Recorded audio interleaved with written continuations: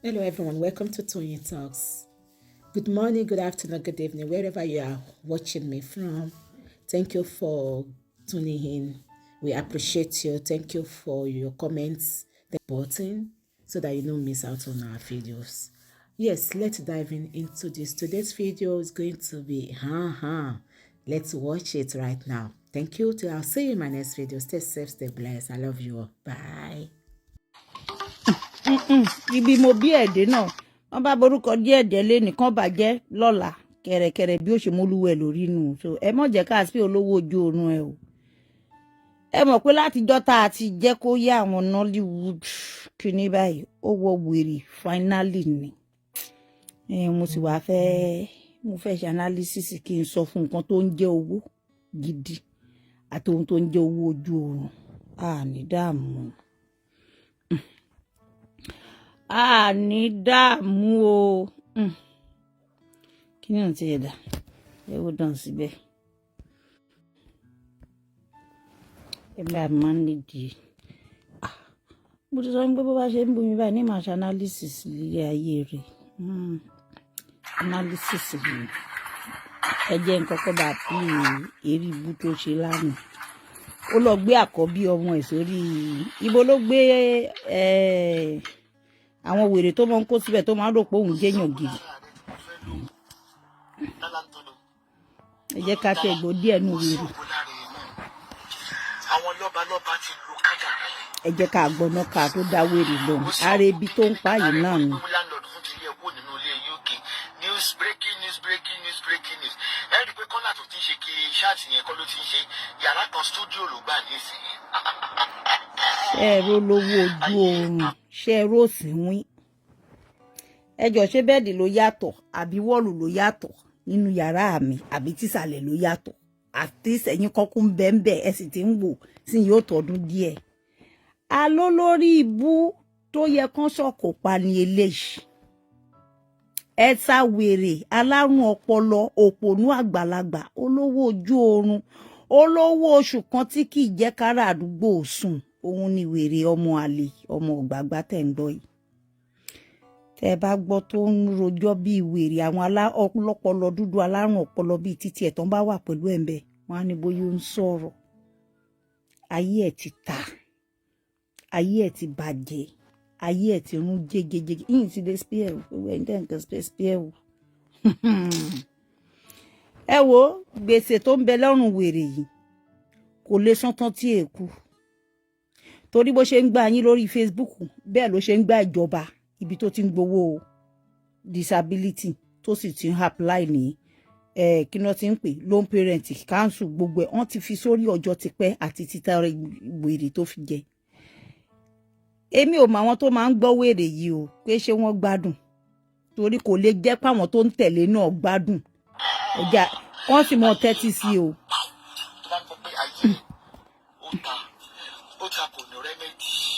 ayé tínà ta tínà ògùn bá wà ayé ẹ̀ ta tọmọtọmọ. èmi ológo bàǹbàǹ náà ló máa dá lóko owó. irú ògo wo lògo wèrè tó jógo bàǹbàǹ lára ẹ̀sà wèrè ara ohun tá à ń sọ náà rèé pé bábẹ́rẹ́ bá ti dínkù máa ké sáwọn tó máa bẹ́ẹ̀ rí níú rẹ̀ yé dá lówó ojú oorun tó kó bọ̀ tó ṣì bọ̀ tọ́sà bọ̀ aláyé ta owó wo ló yín mọ́yé tó onígan pàápàá kò mọ̀ dá kó má fowó tọmọ láyé o àìfowó tó àwọn òbí ẹ yìí láì rí èèyàn òbí ẹ kó rẹ́bí gidi ti jáde it's a major problem nínú gbèsè ayé ẹ ẹ̀sà wèrè ẹ̀sà idiot ẹ̀sà nuisance ibi tó ti máa kọ́kọ́ jókòó wo analysis ìgbésí ayé ẹ pé ilé ayé ẹ ti rún ó ti dojúrú jégé at 62 àbí 61 nìyẹn ó ń challenge àwọn ọmọ tán wà ní 40s ṣé o ti jókòó nílé ayé ẹ àwọn ọmọ tí 40s tán máa nù ẹ́ pa pẹ̀lú owó pọ̀ but have you ever sat down láti rò pé most àwọn ẹgbẹ́ ẹ àwọn tí wọ́n jẹ́ sàwáwú ẹ lọ́jọ́ orí àwọn ìyá 60 something not Abike pé kí ni wọ́n ti gbélé ayé achieve stage wo ni wọ́n wà lọ́wọ́lọ́wọ́ báyìí ṣé wọ́n sì ń ṣe fáká fìkì fáká páwọn lé ọ̀rọ̀ ní age 62 gbogbo ohun tó fàárọ̀ ọjọ́ invest lórí ọmọ irú èrè wo ni wọ́n ń jẹ lọ́wọ́lọ́wọ́ báyìí ṣé 60 something tí wọ́n wà tó ti ń ṣe fákàfìkì tó ti ń ṣeṣẹ́ bàjẹ́ tó ń bá tàwọn èèyàn jẹ́ tó ń bá tọba jẹ́ tó ń rárá bú fọ́mọ kókó ṣé ìjìyẹn làwọn náà wà tí wọ́n ṣẹ̀ṣẹ̀ bẹ̀rẹ̀ fákàfìkì fákà most age mate ẹni ìfà láti 55 wọ́n ti bẹ̀rẹ̀ sí ní ṣiṣẹ́ ohun tó máa jẹ lọ́jọ́ alẹ́ tó dàtáyé wọn ò ní bàjẹ́ wọn ò ní di rádaràda wọn ò ní gbégbá olè wọn ò ní gbégbá gbájúẹ̀ wọn ò ní gbégbá bára bí irú èyí tí wọ́n tó kún bàbọ́ dẹ̀rìn wá fi ewu orí gbé wo àwọn tó tún ṣe skit mélòó nínú wọn lórí tó yẹ pé ọjọ́ orí tí wọ́n wà ni wọ́n choose irú nǹkan tí wọ́n yàn láàyò which is iṣẹ́ bàjẹ́ ká bá tèèyàn jẹ́ ká purọ́ mọ́ ni ká kátako ni ká rárá bú fún ni ká bá ní lórúkọ jẹ́ mélòó nínú wọn lórí tí wọ́n emerge at your own age pé àwọn bẹ̀rẹ̀ sí ni wá máa ṣiṣẹ́ skit orí burúkú yìí àwọn tí wọ́n ti wá bẹ̀rẹ̀ sẹ́yìn ó lọ́wọ́ rú àwọn Bísíọlá ti lọ àwọn Délé Mọ̀mọ́dù ó máa wà disrespectful kí máa gbé ẹ sí level àwọn tá à ń wí yìí náà tí ó mọ̀ pọ́ mọ̀ ọ̀ràn kí ìrántí nǹkan kò bí ní ẹ́ pọ̀ mo kàn fẹ́ ṣáìtì ó mọ̀ pé torí pé o máa ń wà delusional lójú oorun mo kàn fẹ́ ṣáìtì pé tó bá yẹ pé òun wà àwọn tí wọ́n gbélé ayé ṣe ohun rere nídìí iṣẹ́ blogging ṣóyẹ nídìí iṣẹ́ kí wọ́n máa ń pè àwọn publicist nídìí iṣẹ́ àwọn newscaster tó o bá bojú wẹ̀yìn tó kọ̀ wo gbogbo ẹ̀ náà sẹ́yìn kó wá wò pé àwọn mélòó ló jẹ́ ọjọ́ orí tí wọ́n wà yìí ni wọ́n wà bẹ́ẹ̀ lọ́wọ́lọ́wọ́ bá ṣe ń sọ̀rọ̀ tí wọ́n wá gbégbá orí burúkú àbí tí wọ́n ti bẹ̀rẹ̀ sẹ́yìn ni wọ́n sì jókòó pa sídìí iṣẹ́ yẹn ní èjì gbogbo wọn ti dá oríṣiríṣi bísínẹ́sì lẹ̀ wọn ò nírú àǹtísídẹ́ǹtì burúkú orúkọ burúkú tí wọ́n mú Alẹ́ Abọ́dẹrìn tó rà fúnra ẹ̀ àti ẹ̀ gbọ́dọ̀ fi wọ́n wí ẹ̀ àwọn tó wà ní entertainment industry ní o yálà àwọn newscaster ní o àwọn tó ń ṣiṣẹ́ tó ń ṣe journalism ní o ò lè rí kankan nù wọn tí wọ́n ti rí nǹkan tó máa jẹ lọ́jọ́ orí tí wọ́n bẹ̀rẹ̀ fakafiki faka ìbàjẹ́ ọmọlàkejì ẹ̀yìn gbogbo wọn ti rí ohun tó máa jẹ́ mọ́ kọ́ má bàa ṣe ẹ̀sìn kọ́ má bàa ṣe ẹlẹ́yà kí orí burúkú má bàa jẹ́ pé wọn bíi títí ẹ̀ bó bá wá ń pe àwọn ọmọ ọlọ́mọ káàkiri lọ́tún ló sì pé kí iná gbélé ayé ṣe wọn ò lè fi wọn ẹṣọ mọ̀ pé ò kí ń fojú ríre ó kì í rọ́mọ ológo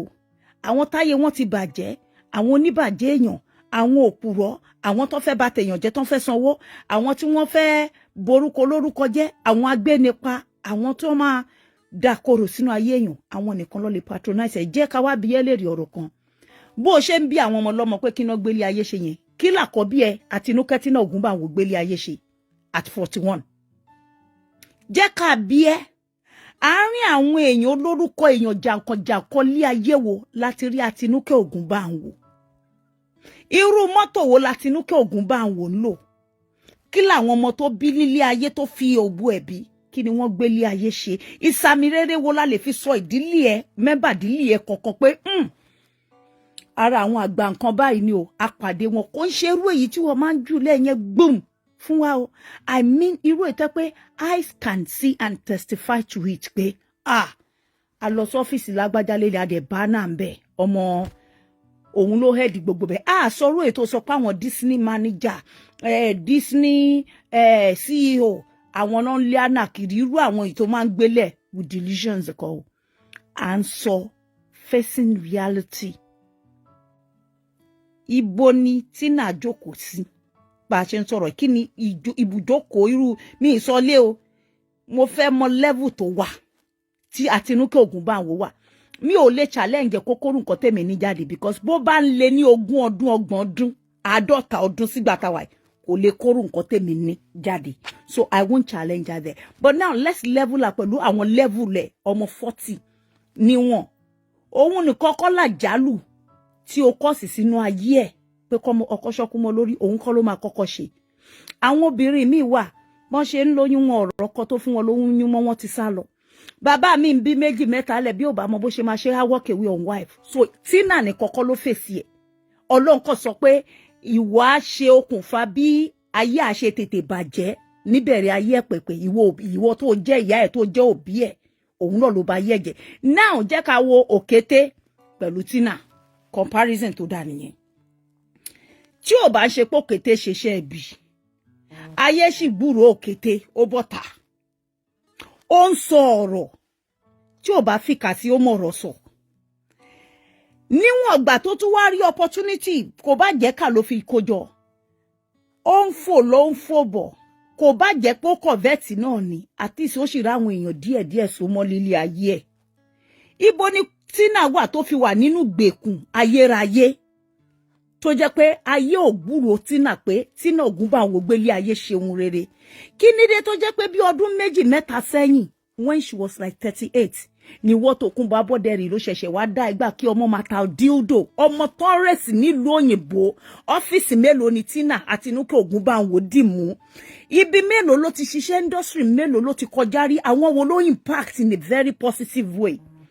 Is she attending to the old and the vulnerable ones? Ṣó ní ọ́fíìsì tó ń lọ. Ibo ló ti ń rówó. Irú mọ́tò tí wọ́n fi ń bùgá ní age 60 tó yẹ pé ó lọ jẹ gbèsè ọkọ̀. Tó ń ṣe skiti ẹlẹ́lẹ́yà skiti ẹlẹ́sìn at the age of 62. Mélòó ń bẹ ní Tina Ògúnbànwò gbélé ayé ṣe. Irú mọ́tò wo ni Tina ń lò? Má jẹ́ ká wá dé lóhun tó rárí pé wèrè ti wọ̀rọ̀ títí wọ. Èmi ń sìn mò ń fò ibi tó wù mí ni mò ń fò lọ. Bó bá tiẹ̀ wo owó fífò yẹn tó bá papọ̀ ó tó kí Tina owó fífò lásán má sọ èyí tó kù tí mo mọ̀ ná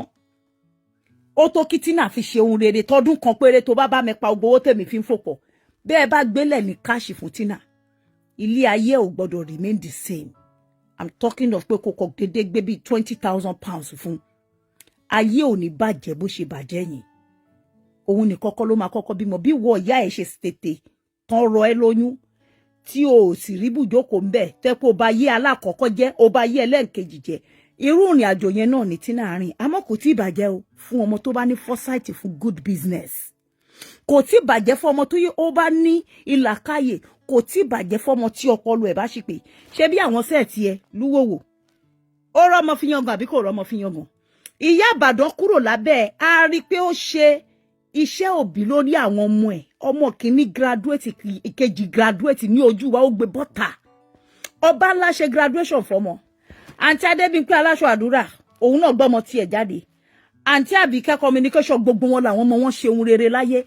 iṣẹ́ rere wo láyé ni Tina Ògúnbànwò gbé ojú ẹ̀ ṣe tàbí tó o gbé síta tó o jẹ́ kárí báwo ló ṣe máa compare Tina pẹ̀lú àwọn Àǹjọ́lá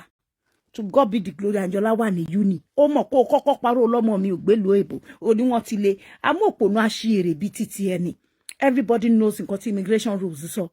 pé kò lè apply sọmọ not ọmọ tó lọ school lu yìí àmọ́ mo rí pé iye ẹgbẹ́ àwọn aláwòkù àwọn wèrè àwọn àsán wèrè àwọn ògidì aláwòkù tí wọ́n ti ment òun ni wọ́n Tókunbọ̀ now náwó sí ohun tí Tina gbélé ayé ṣe ní ohun rere ká wá fi wé tàwọn sẹ́ẹ̀tì ẹ̀ tá à ń rí lórí Facebook not èmi o ìyáláyà ìpínlákù ìyáláyà ìyá ẹ̀ Tókunbọ̀ ní èmi o ò lè fi wé mi èmi náà ò ní kọlu ẹ̀ sí pé kó wá fi rú nǹkan tẹ́mi ní mo fẹ́ rẹ̀ jẹ nìyẹn ìwọ ló lè rẹ́ mi jẹ torí ìwọ ò gbélé ayé ṣe ohun rere Tókunbọ̀ Abọ́dẹrìn rántí pé páíkó ló wà irú ọ̀rọ̀ tó ń sọ ń bíbà yìí sí pé Wàsíù Àyìndé gbowó fún èmi dádì mi ò lè gbowó fún mi òun náà ni mo ń sọ yìí wọ́n ń gbowó fún mi kò sí mo ti sọ lẹ́mẹ̀wàá pé kò sí nǹkan kan náà àwọn bàbá àwọn tó ń gbé owó kankan fún mi wàláì mo rìn mo sán kankan dáadáa èmi Àbíkẹ́ kọjá ọmọ oníbùkátà torí ẹ̀ bí n bá pè kankan nu wọn léni lọ́wọ́ kan wá sáré gbé kọ́sí ìsìn náà mo oníbùkátà ìjọ send 500 send 200 sí mi kò ṣẹlẹ̀ sí mi rí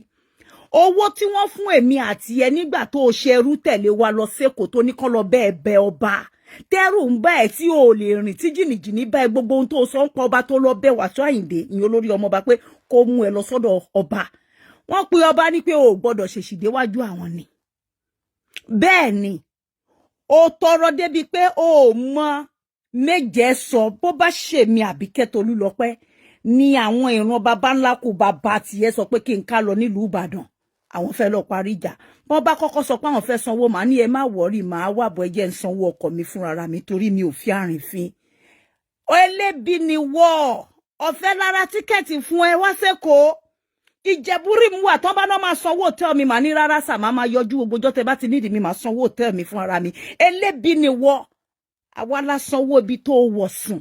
àwa la sanwó tó fi fò pẹ̀lẹ́bẹ̀ ni àwa la sì sanwó gbogbo oúnjẹ tó jẹ fódìdí ọ̀sẹ̀ kan oúnjẹ tó ń jẹ bí elébi tó ń láwọ́ tó ń láwọ́ pọ́nṣàn tó ń láwọ́ ní làkúlà láàrin Radisson bí ẹni tí ò jẹun gidi a mọ̀ pé àlùmọ́ngìrì tí ń gbábọ́ relé heritage láàárọ̀ lọ́sàn-án lálẹ́ nìyẹn ẹyẹ tí ò ní ṣàsùn a mọ̀ pé tí ẹ ti ta olówó ojú oorun ní ẹ ìhun táwọn ọmọ ẹgbẹ́ ilé ayé ṣe òun ni kó kà síta ọ́fíìsì mélòó ni wọ́n dìmú tó jẹ́ top places nílùú òyìnbó gẹ́gẹ́ bí ọmọ tí wọ́n bí sílùú òyìnbó tí wọ́n raise tó bá jẹ́ pé wọ́n ní full education tí wọ́n ní full education kọ́ lọ uni ó ní irú iṣẹ́ tán máa ṣe wọ́n ní lọ bí iṣẹ́ níyàwó ọmọ ẹ mélòó ló gbé picture graduation bó o ṣe bí bó o ṣe tọ́ wọ́n lóyìnbó ní Ìbàdàn ṣe tán ti ẹ̀ ń Canada ó gbé jáde ẹ̀rí ìdánilójú ní Yorùbá ń pè kí ló mú ẹ tó lọ jí graduate kan gbé ní orí Instagram tó gbé síbẹ̀ so nǹkan rere wọn ọ̀lẹ́ ohun olè ẹ ọmọ ẹ náà bá ṣe àṣeyege ní uni àmọ́ gbogbo àsìkò tó yẹ kó fi tọ́mọ ó ti fi ṣorí burúkú tó kún babọ́dẹ̀rìn ó ti fi ṣòfò ó ti wé sí gbogbo táìmù yẹn ní orí Facebook níbi tó ti ń bá yá àwọn èèyàn jẹ́ lọ́tún lọ́sì ó ti fi gbogbo àkókò ẹ ṣòfò ó ti fa àkókò àwọn ọmọ ṣòfò Wálé the granger ńkọ́ àbí ganja náà máa ń pè kí ló dé tí a rí graduation picture Wálé kí ló mú ẹ tó lọ jí picture ọmọ lọ́mọ lórí Instagram pé ọmọ ẹnìyẹn ó graduate so ó mú ẹ̀kọ́ ọmọ ẹ náà graduate àmọ́ ó lè put in effort bí òbí gidi gbogbo ìgbà tó yẹ kó wà ń bẹ̀ fún wọn kó encourage wọn ìgbà yẹn ló fi wọn online tó ń búyàn cursing on people destroying other people's children and look at how God wasted your own generations right before you ó busy ó support Wálé ganja igbóna ganja torí tó bá wò pé kí ni tó lè gbénú ọkàn láti lọ jí picture ọmọ yẹn gbé tó sọ pé Haaaa ni kọ́mọ yẹn tó wá bá ẹ lórí page ẹ lọ́mọ yẹn ti wá kọ síbẹ̀ pé má jí ọjọ́ ayọ̀ àwọn òbí òun ọjọ́ ẹ̀yẹ òun níjọ́ graduation pé you are not my mother please pull my picture down ó mà dá sí rọ́fọ́ mà búlì ọmọ lọ́mọ ọmọ tó lọ jí kíní ẹ̀ ó mà lọ jí fọ́tò onífọ́tò just bó ṣe jí picture really one tó sọ pé wọ́n ló bí really tó ní pé ọmọ ẹ̀ tó ti rìn lọ tó tún wá parọ́ nígbà tí àmọ́ táǹkì tó wá já ẹ ló wá ṣẹ̀ wá sọ pé ó ṣeré lẹ́yìn bí oṣù mẹ́ta lẹ́yìn tó ti gbowó lọ́wọ́ àwọn èèyàn tó sọ pé mọ́mì àwa bá yín yọ pé ẹ ti rí ọmọ yín tó nù tó ya wèrè tó sanwó gbó lọ ohun àtúbọ̀ tó máa tún sọ pé bẹ́ẹ̀ kọ́ eré lòun fi ṣe gbogbo owó tó bá ń kọ́ ìjọ dá padà now nǹkan tí mò ń sọ fún ẹ ni pé tó o bá ṣiṣẹ́ dáadáa ní ọjọ́ ọ̀sán ẹ̀ irú báwa ṣe torí bẹ́ẹ̀ mi ṣe wà nísìn mo ti kọ́ méjì mi ilé dúró dọmọ láyé mi kí n tó jẹun mi ìdẹ̀ tí ìsinmi torí mo ṣẹ̀ bẹ̀rẹ̀ ni mi tí lè sinmi rárá mo lè kọ bẹ́ẹ̀ kó pé mẹ́wàá kí n kó dá síta kí n máa fi gbogbo rẹ́ǹtì mo sì lè gbé bẹ́ẹ̀ mo máa ṣe tìlú yìí èmi ò ń bá wọn kó igi tí ò ló ń kà síná lẹ́ẹ̀kan náà no I waste one at a time ní èmi a step at a time ó máa jẹ́ kí nǹkan wá successful ni àmọ́ olówó ojú oorun nìwọ ó ti fọjọ́ àárọ̀ ẹ̀ ṣòfò tó kún babọ́dẹ̀rìn ó fọjọ́ ọ̀sán ṣòfò ó wá di ọjọ́ jẹ́rọ̀ tù ọjọ́ alẹ́ ló wà báyìí maybe ọ̀rẹ́ ni tó máa sọ fún ẹ pé tiẹ̀ ti ta òbí mélòó lórí tó jẹ́ ẹni gidi tó responsible tó ṣẹ̀ṣẹ̀ fi age 62 ṣe faka fìkì faka mi ò kí ń ṣe ẹrú Mark Zuckerberg ò lè compel mi gbà tí mo máa bọ́ta sí orí live chat nítorí mi ò live lórí owó wọn mo fẹ́ play díẹ̀ fún ẹ so that wàá máa gba èsì ẹyọ kankan ni o ìmọ̀ fún mo sọ pé mi ò ní sí ẹ títí ẹ máa ta léyìí tá a kó sí ìyá ta tán wàá ṣí ẹ sí wàá bẹ́sìn dé tó bá ń gbọ́ bẹ́sìn dé bẹ́sìn rìn wú lọ tẹ́bọ̀ níbi tí ó bọ̀ ọdẹ ní ẹ̀kín tó ní ilé rìlíìsì ọ. ìwà sí òpin fún ẹ náà ibi ológo bàmbàm náà ló máa já lóko ológo bàbá universal sabot kí tó ìdá gbogbo àwọn tó jáde fún wa sí ìlú èmi ní ìwọ ló lórí burúkú àárín wọn ìwọ alábaniláyé jẹ́ àárín wọn kí ló pè lógo bàmbàm ó yá wèrè ni wọ́n fi ìgbẹ́ ṣu ògo torí tó ṣe bàmbàm yẹn ni nítorí olówó ojú oorun ni ọ ìwọ ní ògo bó o bá lógo kí ló dé tó bù fọmọ àkọ́bí ẹ̀ tí náà ń bẹ̀ irú ògo wo ló gbé dání tákọ́bí ọmọ ẹ̀ rìn lọ tó ṣán dànù tó ya wèrè tó rókò ẹ̀ tó ráàyè irú ògo wo ló gbé dání tó bù fáwọn ọmọ ẹ̀ ká gbọ́ pé wọ́n ń ṣoríire ṣọmọye nǹkan táwọn tínéjà gbogbo wọn gan tán gbélé ayé ṣe lọ́wọ́ yìí ògo wo ló ní ṣé ẹ̀sáàmù làwọn ọmọ ẹ̀ pàṣẹ jù tán kórúkọ wọn sínú líìsì ni àbáyé tí náà ló dáa graduation gáwọn àti photo tinada graduation ti anada graduation evidence ti wálé dà inú ọmọ mẹ́rin ìkànnù ó ya wèrè ìkíní ọkọ ṣọkún wọn lójú ṣógo bàǹbàmù náà nìyẹn ṣé lérí ibu ni ọ ni tòkun babọdẹrìn irú ògo ìbànújẹ́ ògo ẹ̀sìn ògo tí ò mú fọkànbalẹ̀ wo ló gbé dání ògo tó fi ń bá àwọn ògo ológo jẹ́ níjọ́ tí Yínká Quadri ti ń ṣe fíìmù kò tẹ́ kò ṣẹ̀sìn irú ẹ̀sìn tó gbé wọn ṣe ògo tó ń gbẹ̀sìn bá ògo gidi wo níjọ́ tó gògó tá a ti ń fáǹsì rẹ̀ tá a àdmáyà rẹ̀ wọn ṣe irú ẹ̀sìn tí wọ́n ṣe nígbà tí wọ́n bẹ̀rẹ̀ sí ní bẹ́ẹ̀rìn irú ògo táwọn ìyá ṣàjẹ tán láwọn ń lò ní local level wọn nígbà bẹ́ẹ̀rìn tí wọ́n ta sí ayé ń bú wọn sí ni o kò sẹ́ni tó lè bẹ́ẹ̀rìn tí wọ́n ní ṣẹ̀sìn. Madam kí lórúkọ woman tó máa ń ta kírímù pupa Olúṣọlá Yusufu jẹ́jẹ́ ló jókòó tó lọ ṣàtàchẹ́ wọn tó fẹ́ bà lógo jẹ́ ibi láwà ló ti bọ orúkọ Adébímpé aláṣọ àdúrà náà jẹ́ kò sí ohun tó sọ pé ó gúnyàn pa ní Dublin ó gún wọn lábẹ́rẹ́ pa ẹni yẹn kú ṣerú ògo bá ní lórúkọ jẹ́ nìyẹn ògo tí ògo bàǹbà mo rò pé àwọn àǹjọ̀nú tí wọ́n wà lórí medication wèrè mo ṣe bí wọ́n ń ṣe wàásì sínú ọpọlọ ẹ látọjú oorun so tó bá ti jí ihun táwọn àǹjọ̀nú wèrè tí wọ́n yìn jẹ́ ti wèrè sí lọ́pọlọ fún rárá wọn mo ṣe bí èdè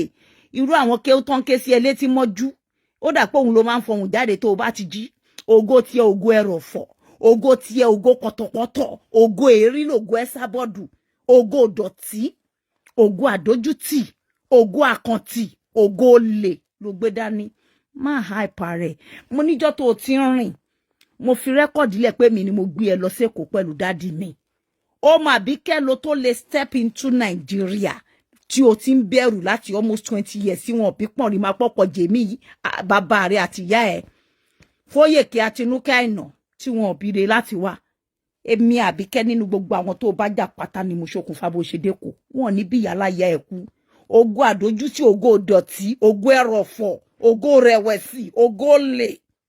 ògo gbájú ẹ̀ lógo tiẹ̀ níjọ́ tó o ti ń rìn kí la jèrè lára ẹ rí ṣé mi mo jèrè lára àbí ìwọ ló jèrè lára mi jẹ́ tún bí ẹ́ ìwọ ló jèrè lára mi àwọn èèyàn mi ló wùn ẹ́ gbogbo ẹni tẹ́ ẹ bá ti rí mi ló máa ń wùn yín oyè ni mo jẹ́ gbogbo yín náà ẹ tú síta ni tẹ́ ẹ lọ joyè òun mi fa àwọn oyè tó kù ṣakọ bàbá ní iwájú oyè máa ń ṣe pé ń joyè kankan ń bẹ̀bẹ̀ fóyè wọ́n fòyè wá mi wọ́n bá gbọ́ fòyè wá mi rí ń béèrè orí stage ní gbogbo wá wà gbogbo rọ́ tó pa tó lé mi lọ bẹ̀bẹ̀ fóyè I was live on the stage with my father síbẹ̀ ni wọ́n ti announce ohun tí mi ò expect nobody can tell lies pé èmi Àbíkẹ́ wá béèrè oyè ìmọ̀ yìí ẹ̀ pé bí yóò bá mọ yìí nǹkan ẹni tó bá mọ yìí nǹkan ló máa tí pé òun fẹ́ le because mi ò rí as nǹkan tó jẹ́ pé tó máa jẹ́ priority mi tí mo fẹ́ lé láyé wọ́n ti gbé àìmọye wá mi wá lẹ́yìn yẹn tí mo turn down pé mi ò fẹ́ tí n bá joyè ń lu kankan plus ni mo máa jẹ́ fúlù yẹn torí mo ní orúkọ brand ni mi èmi ò ń ṣe olóyè tó kàn máa wọlé kákọ joyè pé a fẹ́ wá fi ṣe Facebook fracas no I want to make impact in that community which I have been doing mo ń ṣe gbogbo yín lẹ rí mo make impact I didn't just go there bó tilẹ̀ jẹ́ pé abúlé àwọn ìyá mi ní Ifọ̀ gbogbo agbègbè yẹn síbẹ̀ mo jẹ́ kí pé ìwà síbẹ̀ mi kó jẹ́ nǹkan tó yẹ pé gbogbo ojú ń rí tó yẹ mo mark territory yẹn with very beautiful impact mi ò kọ lọ́bẹ̀ mi ò ń ṣe olórí burúkú bíi títí ẹ̀ ṣé o rò pé mo máa ń fò lọ sí kókó lọ wòran ni létí bridge no mo máa lọ ń ṣiṣẹ́ ni kò ń ṣe nítorí okó kò ń ṣe nítorí ọkùnrin mo máa lọ ń ṣiṣẹ́ máa collect bí máa collect lọ́hùn owó adẹ́ pé kí la fẹ́ fowó ṣe bá a bá lówó tán ká fowó ṣe fàájì ká fi tọ́jú ẹbí ká fi tọ́jú ọ̀rẹ́ ká fi tọ́jú ọmọ ẹni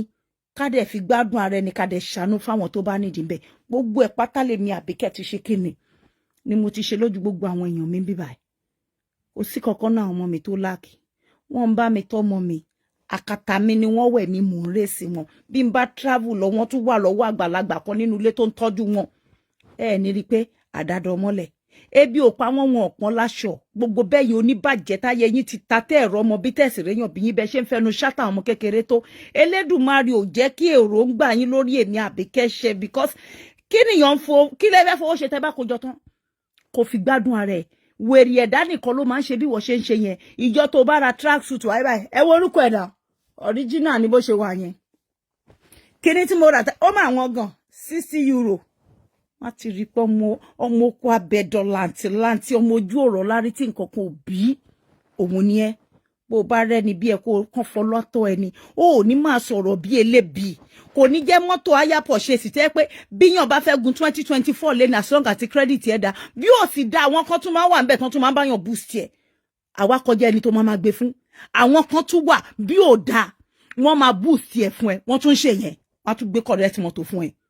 ó ní san ju 200 250 lọ owó olè ni wọ́n ń kójọ àwa ń ṣiṣẹ́ fowó ni ìgbà tí wọ́n at 62 tó pledge gbogbo làálàkókò jọ̀njọ̀n ẹ̀ sí orí Facebook àwa gallantly yọwọ́ ń bẹ̀ pé ìgbà tó bá wù wá nìkan la fẹ́ wá ìgbà tó bá tẹ́ wá lọ́rùn gan bí ò tẹ́ wá lọ́rùn gan àtìlẹ̀kùn èmi Àbíkẹ́ kọjá ẹni tí mọ́ọ̀kì ó sọ pé yá dìde lójú oorun wo ìwọ náà content ló bìlí pé òun create nínú mọ́tò at age 62 ó lè ṣàìsàn àìlera ò lè bá ẹ kó má ṣàìjáde nítorí wọn gbọ́dọ̀ panú ẹ ó tọrọ ẹsà board freedom fighter tó ń lò yẹn ebi lẹ́ndé ní ẹ ebi ló ní ẹ lọ sọ́dọ̀ ọ̀tá ẹ nílé Dorcas bí Dorcas ṣe kéré tó yẹn ó ṣe dáadáa jù ẹ lọ Òkété ṣe dáadáa jù ẹ lọ nílé ayé ó sì sàn kó pé ó wicked at least ambition ẹ bó tẹ̀ jẹ́ pé Àbíkẹ́ ló fi ń lé ó sì sàn ju ẹ lọ́bàjẹ́ lọ́nà jíjìn Tóyìn Ìdó Ọ̀gàngán àwọn ọmọ yẹn wọ́n ṣe dáadáa ju ẹ lọ jìnnàjìnnà báwo ni Ìdó Ọ̀gàngán ṣe débi ìjọ wo ló dé gbogbo nǹkan tó ń pákéjì ló ń jẹ pátápátá ló ṣe ló wà legitimate ó register ẹ bó bá ń fọ ẹja ẹ mọ́ jìbìtì ni wọ́n ń lò ó lè níwọ̀ àti bí ẹ pé sátífíkẹ́ẹ̀tì àwọn alágbo ẹ̀dá ta ló certify ẹ láti máa tewé ọmọ nílùú òyìnbó awo mélòó ló ṣe ìgbàlẹ̀ mélòó ló wọ̀ olórí burúkú àwọn wòlíì mélòó ló bá dá kí náà ti ń pè ìmùlẹ̀ àwọn àfáà wo ni wọ́n mú ẹ wọlé kéwú sọ fún mi bó nílé Ọlọ́run wa tó mọ̀ ṣé ọkàn ẹ mọ́ olórí burúkú dúdú ni gbogbo ní ayé ẹ dúdú ìkà Tóyìn Ọ̀gàngán torí orí pé wọ́n tún ti ń bára jà ó tún ti mú yẹn lọ́tà ṣáwa ló fẹ́ pògò wa tí ẹ ti bàjá yí ẹ ti ta tòkun bá bọ́dẹ̀rìn ìwọ láyé ẹ tajú ìtínà ẹ tó wà ń lo òyìnbó àtinúkẹ́ ògún bá wò bó o bá fi sọ̀kò dànù sílùú lóko kó lọ sí ọ̀dọ̀ àwọn Tóyìn Ọ̀gàngán kó lọ kọ́ bọ́ ṣe ń pẹja tó ń fọ ẹja ayé ìbá sàn òwú tí ìyá gbọ̀n lọ́mọ òun báyé tí ẹ ti ta tó bàjẹ́ láyé tí náà ṣe ta kò rí nǹkan kan ṣòfò fún gbogbo èèyàn at the age of 41 kò ní mọ́tò gidi lórí kò ríṣẹ́ kan ṣe láṣeyọrí láyé àgbóhùn ẹ̀ nínú ayé wọ́n ń pa àwọn ọmọ ológo àwòṣí àwọn láti wájú títí kan lásìrò ààrí tí náà àríwálé àríyànà ń bẹ àwọn skúlù ní Evelyn wọ́n ti gbé orúkọ ọmọ mi jáde rí as àwọn top most brilliant student Andola wà ń bẹ má lóòrí mo mọ̀ pé ó ta ẹ́ lójú ńgbà tó rí lọ́dún náà lọ́ngbà tó ṣe tán ní secondary school tí wọ́n máa releasing kìíní for local government council Evelyn council orúkọ ọmọ mi wà ń bẹ gàdàgbà gbogbo ayé lórí pé Anjola Olúwa bẹ́ẹ̀ ni Tina ṣòfò dànù láyé ni Wálé ṣòfò ni ibi tí Wálé ti ní grade ní àárín àwọn onígbó àwọn ọmọ tó ń gúnyàn ojú wa ló ṣe gbé Wálé lóní kó wá lọ́nà bàbá ẹ̀ pẹ̀lú Anna oníkan níṣó bí kan gúnbẹ kan pààyàn kan mú gbó kan mú gbaná kó jó igbó kù bá lórí láì kò jù fún Wálé kó bẹ́ẹ̀ parí ẹ̀ ṣe bí wọ́n parọ́ lójú wa Tòkunbọ̀ Abọ́dẹrìn ìyàwó èrè oní Gàdáfì ló bẹ́ẹ̀ fáwọn ọmọ ẹni gbóhùn ojú wa ló ṣe mu igbó yẹn lámùkù bóyá àwọn fáǹsẹ tó ṣẹ̀dé sí ló ń ṣe bí èèyàn gidi fún ìwọ a máa jó igbó àjókù ní etí pool àjọgbó wà dẹ̀ fi bẹ́ńsìn sẹ́gbẹ̀ẹ́ wà fi tọ́ọ̀pù ẹ̀ ó ṣàmọ̀ tọ́pọ̀pù tó dáa ní bẹ́ńsìn anegis ló máa ń parí ẹ̀ lẹ́yìn tó bá jógbó ẹ̀ tiẹ̀ ti ta ó rọ́mọ yangàn bí Tina bá lè lọ kọ́ṣẹ́ bọ́ ṣe ń pẹja tó ń yan ẹja lọ́wọ́ Tóyìn Ìdó Ọ̀gàngán ayé ìbàdà Tóyìn Ìdó Ọ̀gàngán ó utilize opportunity ẹ̀ lórí social media maybe she came for a bad cause initially nígbà tó realize mistake ẹ̀ ó bọ́ta ó bẹ everybody ọmọ nìyẹn kò ń ṣerú àwọn olórí burúkú tí wọ́n lò tó ní wọ́n jẹ́ speaker àwọn tó yẹ pé gbogbo ògo wọn ó ti bàjẹ́ láyé wọn mọ ohun tó fẹ́ láyé wọn á máa lọ wọn á máa bọ̀ náà ni bí omi adágún wọn ò ní lè ṣe kíni wọn ò ní lè ní tẹ̀síwájú láyé ọmọ tó bá fẹ́ ṣe rere ò ní dúró lábẹ́ ẹ̀ ìyá Ìbàdàn lọ fún deliverance ní Mecca lọ́lọ́run tó gbà ó wá sítọ́ sí ẹ lójú pé lórí burúkú aṣíwájú ológorogo bàjẹ́ ta ló rèsì tó yarú rẹ̀ rí ọmọ rẹ̀ wo ló bọ́ta lábẹ́ táyé ẹ̀ wọ́n dà ta ló tírẹ́nì níṣẹ́ kà tí àtúbọ̀ tó onítọ̀hún dá tí òun ṣe pépè ni wọ́n fi ọjọ́ gbogbo gbà ó lọ́rọ̀ mi lẹ́nu ọ̀rọ̀ èmi Àbíkẹ́ nínú gbogbo wọn yálà yá ẹ̀ kò sí lẹ́nu ẹ̀ tó kún bọ̀ ó tó mi bú ó wúwo tó mi ò ní wétìnà weightless paper ni ẹ́ weightless paper ìbàjẹ́ ni wọ́n fi ń live oògùn olóògùn ògológo ló fẹ́ bàjẹ́ àwọn tó lórúkọ ló fẹ́ rì mọ́lẹ̀ torí pé wọ́n fẹ́ gbélé ayé ta ni ẹgbẹ́ torí tó ń ṣe làálàá kókó jọ̀ọ́jọ̀ ó bẹ́tà kó lọ máa tata lóṣòdì ó bẹ́tà kan gbégbá ògì fún ẹ ká mọ̀ pé ohun tó ń ṣe ló ń jẹ kó ń ṣerú eléyìí tó jókòó nílùú òyìnbó tí Mark Zuckerberg máa ní pé ìyá 60 something gbogbo egungun ti sán ẹsẹ̀ ti wọ́ bó bá rìn gan nísìnyí ò balance mọ́ ìṣe ló ń wọ́ bù ó ti yẹ̀ níbàdí ó yẹ̀ lórúnkún ó yẹ̀ lọ́rùn ẹsẹ̀ nígbà mo ti ẹ̀rí ẹ mo ní tó tẹsẹ̀ bọ́ bàtà tí ó wẹ̀ nígbà bẹ́ẹ̀ ti dé mo ní ta ló fún okùn mẹ́lẹ́dẹ̀ ẹlẹ́sẹ̀ ṣe ló dàbí ìgbà tó ń bá mú ibi fìtì erin ìyẹn lífáǹtì kan wá fi trọ́n ìṣó kan wá fi trọ́n ìyẹn lẹ̀ fódìdí bí ọ̀sẹ̀ kan ṣé o mọ̀ pé bọ́n bá ètú lẹ́sẹ̀ erin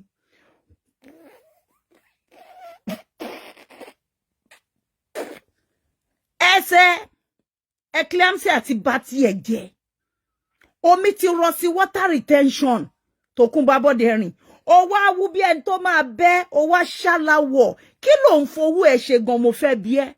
ó lo good multivitamins àwọ̀ ẹ̀ ṣá gidi gan mo máa sori pé ìyìn wọṣọ ń sìn ìyìn sì múra wọ́n jẹ́ nǹkan là sórí rọrùn mi gbogbo ẹ̀ mọ́ ń dán ni oríṣiríṣi kí ló ń fowó ẹ̀ ṣe ní ayé ṣé kó kọ̀ mọ́ fi ra dátà kó lórí burúkú ẹ̀ kó ra sìgá kó ra gbó ó ṣàlàwọ̀ burúkú olúayé ṣàlàwọ̀ ní ẹ́ ṣàlàwọ̀ senior ṣàlàwọ̀ matron tó bá ń gbọ́ commander ṣàlàwọ̀ ó ṣàlàwọ̀ ó já bútẹ́bútẹ́ ó mọ kan tí mo pè é jẹ́ mi ní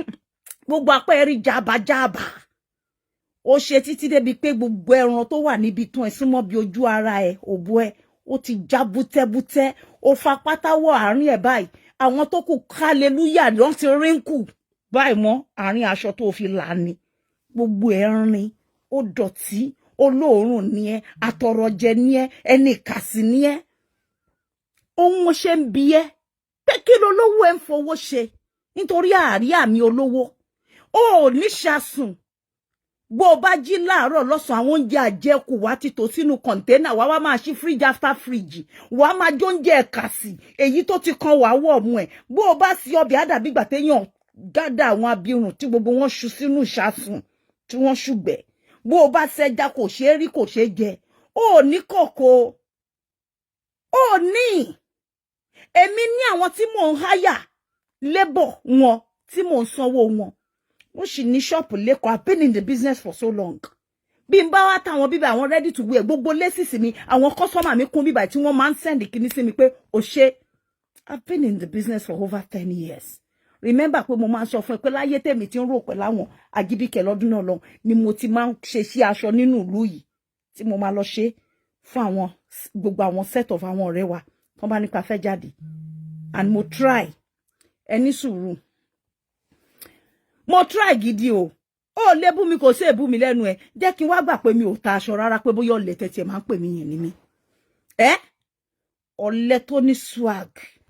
ọ̀lẹ tó rìn síbi tó hùn ó gbọ́ bí mo ṣe máa ń sọ pé no man bankrolls me torí tẹ́ bá ṣe gbogbo orí burúkú yín tán ẹ má bẹ̀rẹ̀ gbogbo rọ́ ọba ti lè bóyá ọba ló ń bọ̀ ọba kọ̀ọ̀kan ò bọ́ mi wọn san bills mi this is me saying it kò sí ọba tó lè bá mi san bill kò sí ẹnikẹ́ni níbi kankan tí wọ́n lè bá mi san èmi ń san bí èmi ń san lẹ́kọ̀ọ́ èmi ni grandma yálàyà ìpínlákù great grandma títí wọ tó kún bọ́ abọ́dẹ̀rìn ọ̀nà méjì lèmi ti ń san bills gbogbo rọ́ tó pa pé wọ́n lé mi bíbá wọn ì lé mi rántí pé èkó ń sìn yìí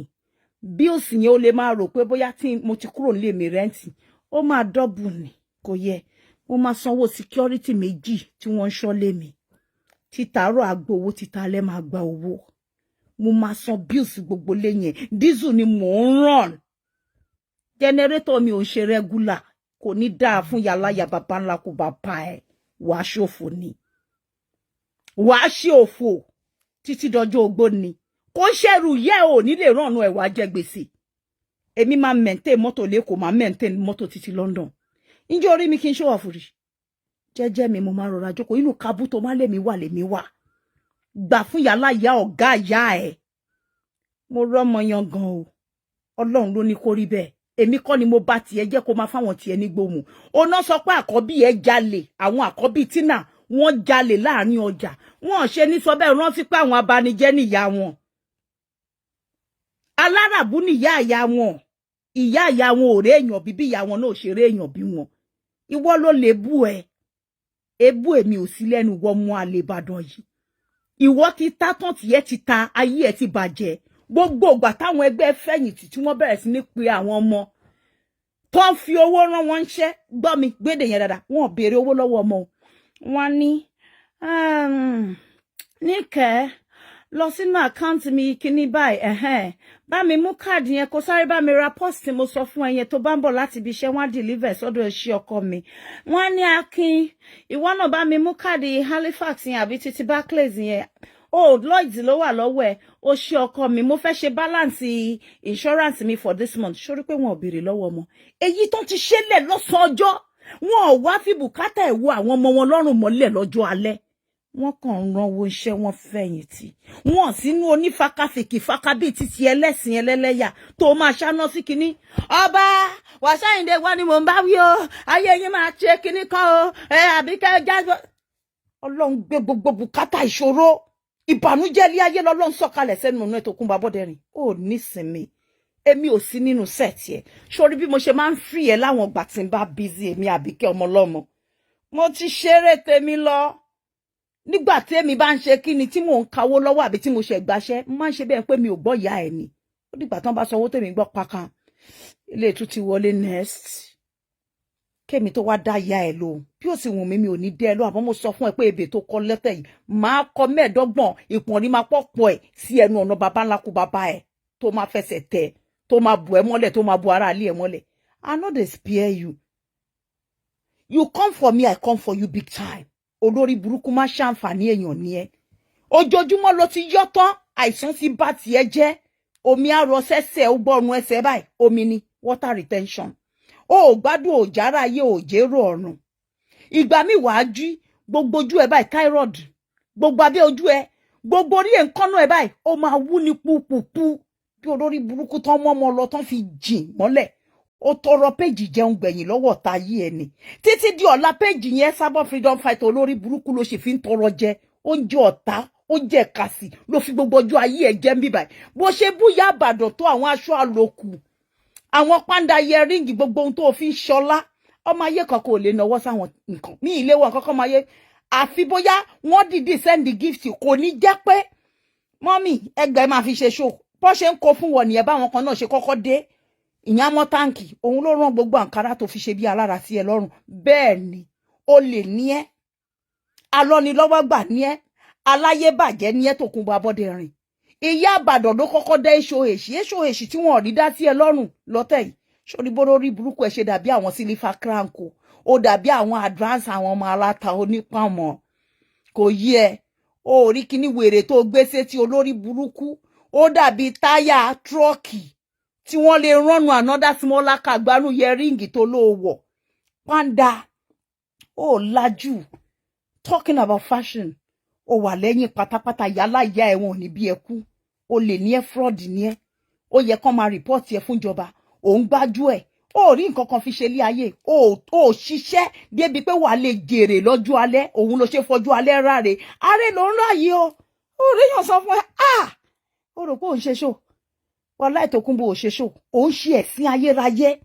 ẹ̀sìn táwọn ọmọ ẹ ò ní lè bọ́ ń bẹ̀ ló ń ṣe Ọlọ́run ló dẹ̀ mọ̀ọ́mọ̀ bá wa bá tiẹ̀ jẹ́ bẹ́yẹn tó bá bọ́ta mọ́ máa dùn wá ó win à ń láti máa rí ẹ̀sìn yẹn bá ṣe ń rí yìí pé ẹ wá wà túnbọ̀ tún wèrè ìyá aláyé bàjẹ́ tó lóun fẹ́ báyé èèyàn jẹ́ ẹ̀rí pálùbáríkà ara wèrè ti tán ẹ bá ń kọrin wọ̀nyí tẹ́ ẹ bá mọ orin alẹ́ alùbáríkà ara wèrè ẹ ti tán pátápátá ayé ẹ ti bàjẹ́ Àbíkẹ́ tó rí kò dà tó ní kò lówó ó sì wá ń pariwo lórí burúkú bí ẹ pé òun ló ń kọ̀mándì bírẹ́ẹ̀tì tó fi mí òun ló ń fóúnjẹ sórí tébù ẹ̀ ó Àbíkẹ́ ò lè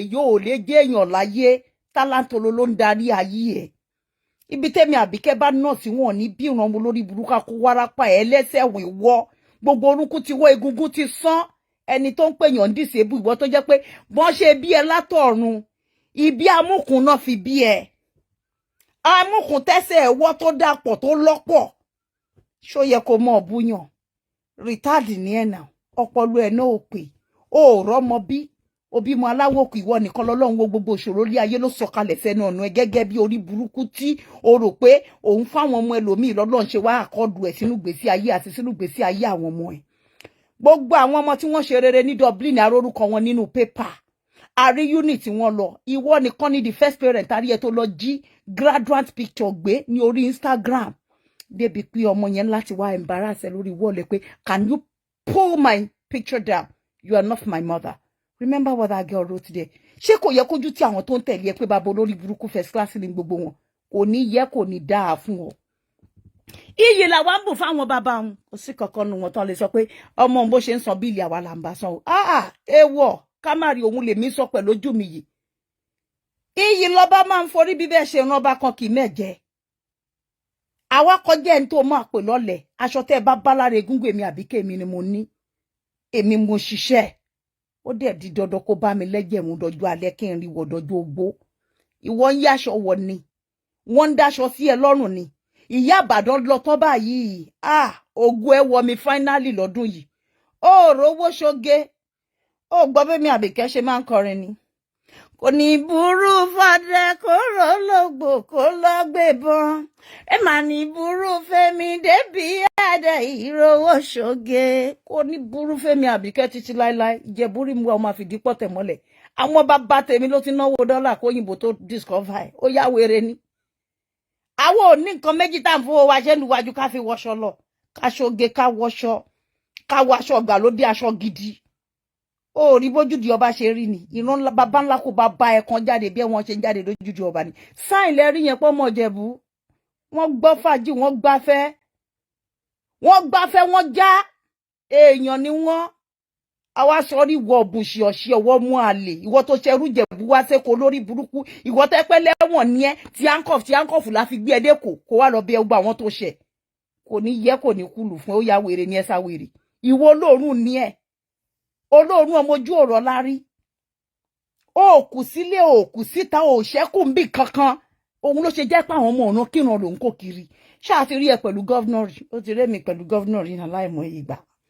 ṣé wọ́n rí Tina ọmọ ẹ̀ rí pẹ̀lú gọ́vnọ̀ orí wọn pẹ̀lú àwọn èèyàn gidi orí wọn pẹ̀lú àwọn lọ́balọ́ba gbogbo ilé tó ń bọ̀ jàjà ó fẹ́ ra wọlé síbẹ̀ bí òkété náà ṣe ra wọlé ni bọ́ bá mú ẹ débẹ̀ dé ni olórí burúkú ẹ gbogbo rọ́ tó ń kọ́ ó máa kó jẹ ní látẹnu ọ̀nà bọ́ bá tilẹ̀kùn mú ẹ sí yàrá wọnú àwọlé ṣe ń bẹ̀. We know as they go àmọ́ ohun tó fẹ́ àmọ́ ó ti wọ demorage don tey now ó ti wọ demorage tí ẹ ti ta ayé ẹ ti bàjẹ́ now ṣe bí ẹgbẹ́ yẹlẹyẹ máa ń wọ́tọ̀ ẹgbẹ́ akówárápá náà ni wọ́n ń ṣọ̀rí ara wọn ẹgbẹ́ afọ́jú máa ń múra wọn ní ọ̀rẹ́ ni tó kún bọ̀ wà wọ́n sẹ́ẹ̀tì àwọn òbùṣẹ̀ṣẹ̀ ọmọ ọ̀nà kíran tí wọn ò lórúkọ ó béèyàn gidi torí níjọ́ tán ti bí ẹ láyé ẹ tó bá fẹ́ gbá wọn hold pictures ẹ jáde àárí ẹ pẹ̀lú àwọn èèyàn gidi láyé èmi Àbíkẹ́ ti display fún ẹ mo ti dá sùn yálà ya ìpínlákù ìjà yín so many times I am not on your level you don't get it èmi lọ léwe mo gbáfẹ́ mo já àwọn sẹ́ẹ̀tì ẹ tó wà lórí bíbá gbogbo wọn pátá náà jájú ẹ lọ ọ̀bùn ṣíọṣíọ àbùtàtì olóòórùn onípátákan ìró kan alábẹ́ rírùn alára rírùn alárùn ọpọlọ nìwọ ó balance ò sínú èèyàn gidi ẹsà wèrè gbogbo oge tó bẹ̀rẹ̀ lọ́sàn gangan lórí burúkú Mark Zuckerberg ló sọ ẹ̀dà ọmọ yẹn fẹ́ gba péjì lọ́wọ́ ẹ wèrè ẹ fẹ́ lè para ẹ nítorí péjì ẹ sádọ́m freedom wèrè fáìtà yìí ó tọrọ ẹ ní ìwọ tó jóúnjẹ ọ̀tá lójú gbogbo èèyàn ìwọ tá tàn ẹ dé kó pẹ̀lú àǹkọ́fù tó lórí burúkú ẹ tẹ̀lé wa kò ní yẹ kò ní dáa fún ẹ ò gbọ́dọ̀ má payment yẹn pọ̀ fa fún ọ ká jẹ́ ó yá wèrè ni ó tó yẹ kán sẹ́rí ẹ̀ mọ́ gírí kó crossover kò ní yẹ kò ní dáa fún ọ. You think it's me you now come and be terror ìwọ tẹ́ pé mò ń ṣàánú ẹni tẹ́lẹ̀ ó wọ́ wèrè ni ẹ jẹ́ ń gbọ́ díẹ̀ sí yóò gbè sí ẹ o lórí burúkú. Ìlú ló ti pàmò àti ti sọ̀rọ̀ ibi tí gbogbo rẹ̀ gba monetization tán. ó yá ibẹ̀ náà ni mo ti jẹ́ kó wo ẹ̀sìn ẹ̀ kí ló fògo Tina gbà yẹn ó ló ti fògo Tina gbà monetization ó lé mi wá sọ̀rọ̀ lọ́fẹ̀ẹ́ bẹ́ẹ̀ gangan ló yẹ kí wọ́n ti káwọ́ méjì sókè kó fẹsẹ̀ tì kó gbà fún yàrá ìyá ẹ̀ ìyá tó bí wọ ìyá ẹ̀ gbà fún ìyá wọn gangan ló jókòó yìí kò gba monetization ìgbà tó wùn mí ni mò ń fò mi ò lọ sáwọn ìlú tí wọ́n lọ tó ti ra tíkẹ́ẹ̀tì ní €200 €300 àwọn ìlú oní thousands tickets ni mò ń fò wọlé láì gba monetization mo kọ́lé mo ní mọ́tò mo ní lẹ́kọ̀ọ́ mo ní lílẹ̀ yìí bẹ́ẹ̀ mo tún san bills ọjà mi ò fold up rí mo ń ṣe other business ojú ẹ ò fọ́ ò lè lóòrí mi bí tí mo ti ń deliver gbogbo àwọn contract mi eléyìí tí mo lọ yìí èyí tá ṣẹ̀ṣẹ̀ tán bàdàn àtúnṣe ṣetán ni mo tún ti gbà mí lẹ́sẹ̀kẹsẹ̀ kò nídìí láti pọ̀ rẹpẹtẹ sórí tíntìn yẹn ó ti yọ ọmọlúàbí ìtẹ́lọ́rùn ló ń jẹ́ bẹ́ẹ̀ bàbá ìwà àwọn ò ń ṣe olórí burúkú má ṣàǹfààní oníjẹkújẹ káyé àwa má bàa bàjẹ́ ká má bàa tàràkà ká má bàa fọjọ́ ogbó ṣẹ̀sín bíi ti Tòkunbọ̀ Adébọ́dẹrìn làwa ṣe tẹpẹ́ amọ́ṣẹ́ ọwọ́ wa ní èjì imagine kan tí another 10 years máa jẹ́ fáwa ògo Ọlọ́run dájú jù lórí wa ààbò Ọlọ́run orí ọ̀fẹ́ Ọlọ́run kò ní jẹ́ pé ìgbẹ́ ẹ̀sìn gbẹ́ olórí burúkú má ṣàǹfààní bíi títí wọ́n la máa gbé dání gbọ́rú analysis tó fi ṣú ti ara ẹ̀ lẹ́sẹ̀ òní ayé ẹ bàjẹ́ at 62 olójú sórí monetization which means pé tí wọ́n bá paná Facebook lẹ́nìí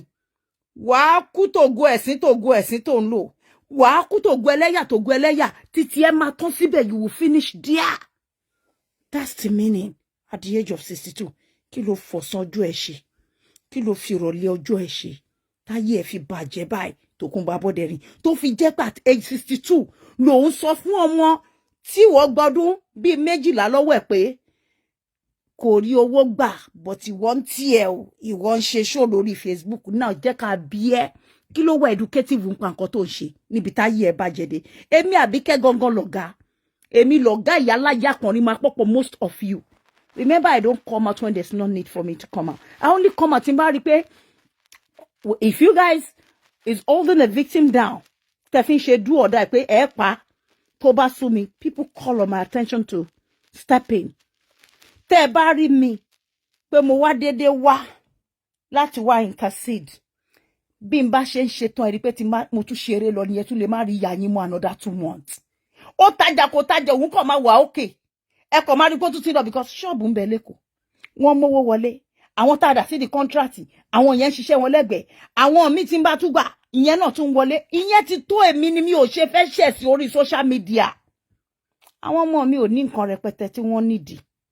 kọjá kan wọṣọ kan jẹun kan sì kàwé gbogbo wọn ni mo kó lọ sí holiday last year ṣépọn rí máa pọ̀pọ̀ yálà ya ìpín lákò ìyá títí ẹ ó lè ṣerú ẹ ní èló náà ta tíkẹ́ẹ̀tì Amẹ́ríkà tí ń bá wa títí sí máa ró ní 500 èyí tí mo káwọn ọmọ mi lò èyí tí owó tíkẹ́ẹ̀tì èèyàn kan wà bí 1008 ni mo dẹ̀ rò pé nínú last year 2023 èmi fún ara mi as a single person tí mo lọ lásán mo rò pé máa lọ fún ara mi tó ẹ̀ márùn lọ́tọ̀ mo dẹ̀ tún ra multiple ticket èèyàn 3 ìyẹn ò mí pé táwọn ọmọ mi bá fẹ́ lọ Spain tó bá fẹ́ lọ kinní kan ẹ̀yin lẹ̀ ń kó tiyín sí tèmi ò kó tèmi síta ṣó mọ̀ pé lórí burúkú olójú pọ́mọjẹ́ àjẹ́ olójú dúdú abaniláyé jẹ́ má fojú ríre má fojú rògò ni ẹ́ àwọn èèyàn ò gbé nǹkan wọn síta mọ́ torí olórí burúkú bíi títí ẹ̀ ìtorí irọ́ tó máa ń pa láwọn èèyàn lórí àràbù kò sẹ́ni tó fẹ́ wáṣọ ẹ̀ ó rí pé mi gangan ló yẹ kó gbà lọ́gàá ẹ̀ ó nínú kábú ni mo wà mo ní bẹ́ẹ̀ ni ṣó ti rí mi kí n sọ pé Esabod come out I want to show you otherwise this is my car I will never try with you with any one of you kò sí kankan nù pọnrin máa pọ̀pọ̀ yálà yá yín tó mi pò lẹ́jọ́ bẹ́ẹ̀ ni mi ò ní mọ́tò èmi ò ní ní bó ṣe mò ń fine mò ń dán láwọ̀ aṣọ tó wọ̀n mi góòlù tó wù mí ni mo fi ń lò gbà ìyẹn gangan ni kókó ìwọ tí wọ́n ń ṣe display just to impress the general public for public validation to create false impression ìwọ gangan ni wọ́n gbé ṣòro ayé dání ṣó rántí pé wọ́n ní tí kinní kan bá tán bọ́jà bá ti ṣe kinní kan tán gbogbo pàtẹ àtọlọ́jà ń ṣe kinní wọ́n kó máa lọlé